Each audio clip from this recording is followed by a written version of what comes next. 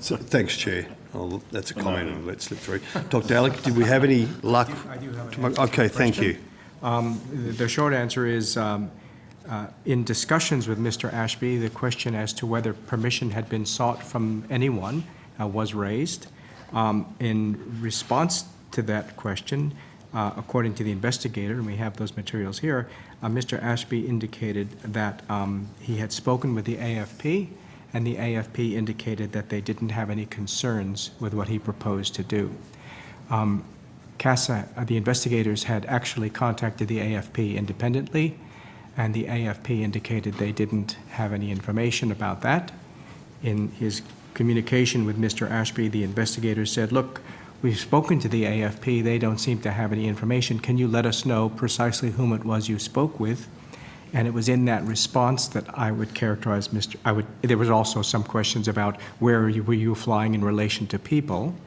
And Mr. Ashby's response to these different questions was, as I said earlier, not fully forthcoming, and it does not address that issue. Thank you, Dr. Alec. Chair, I'll just raise this. Well, do you want to, can I ask you, you can take point, or I'm happy to do it. You're making reference now to an investigation file?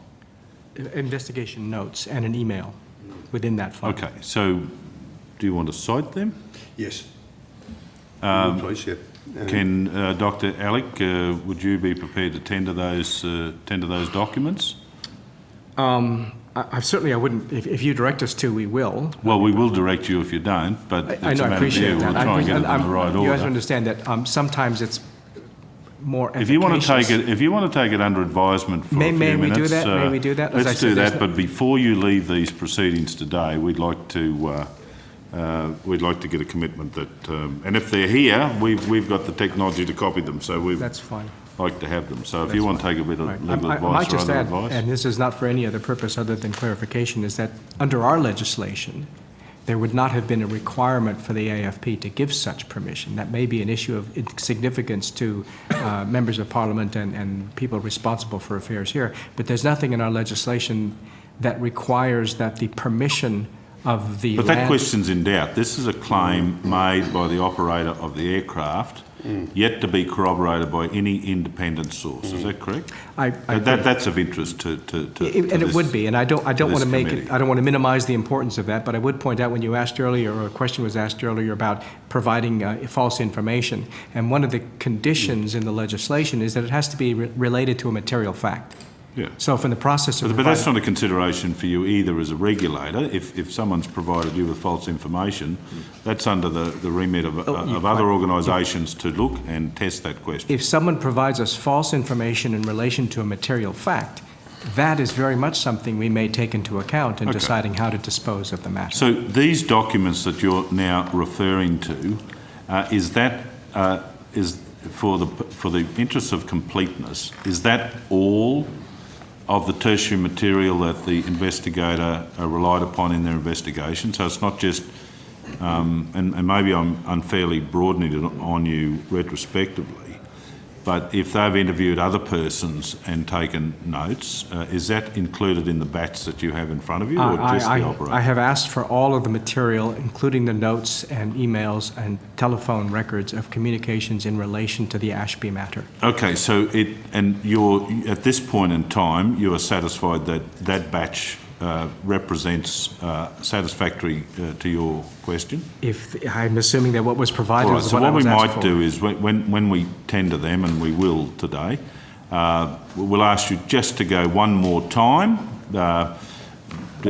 review the Hansard from yesterday, the day before, if you need to tell you how careful and thorough we need to be on the production of material and answers to questions. We'd ask you to go back and do that. So we're going to now, Dr. Alec's going to take some advice and come back to us about the tendering. Sure, and I just want to read something into the Hansard, Chair, so everyone can hear who's listening out there, not only for the benefit of the community but for everyone.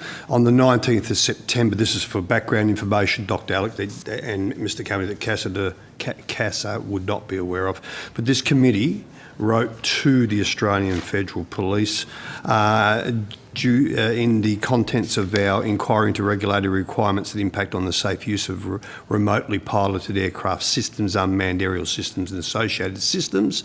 And we wrote a question to the Australian Federal Police, to which we said, has the AFP been approached over the last year, and specifically in June of 2017, for approval to fly a drone in the vicinity of Parliament House, including over the Parliamentary Sports Oval during a live rugby match? If so, what process was undertaken in consultation with CASA to consider the request and grant approval?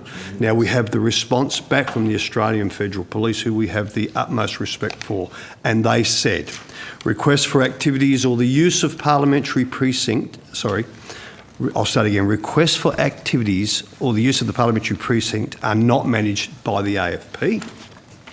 All such requests are facilitated by the Department of Parliamentary Services, and in brackets, the department, in accordance with the Australian Parliament House Operating Policies and Procedures number 16. Protests and other assemblies in the parliamentary precincts and other relevant policies of the department. On occasion, the AFP is consulted by the department in relation to requests by third parties to use drones within the parliamentary precinct. The AFP provides security advice if appropriate, but does not provide final approval.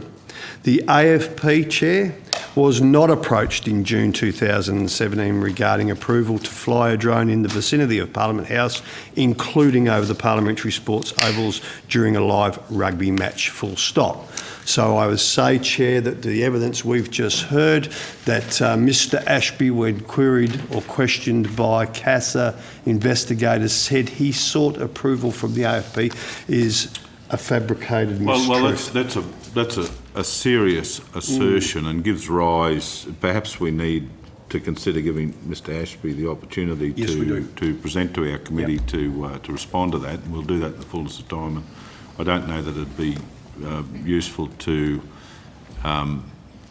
spend any more time around it until we've extended the invitation for natural justice, where, as is the case under the standing orders, where there's an assertion lays on the table against a person, they're given the opportunity to respond. Certainly, Senator. I just want to confirm what I said about the information here. It says that the investigator said to Mr. Ashby, you indicated that you spoke to the AFP about the operation and they advised they didn't have any concerns, which is not necessarily a request for permission, but it comes up. Anyway, the fact of the matter is the AFP are on the record of indicating that it would seem there were no communications, and we'll deal with the pedantics of it a bit later on. It's consistent with the evidence that we gave, I believe. So, Mr Ehrlich, thank you. If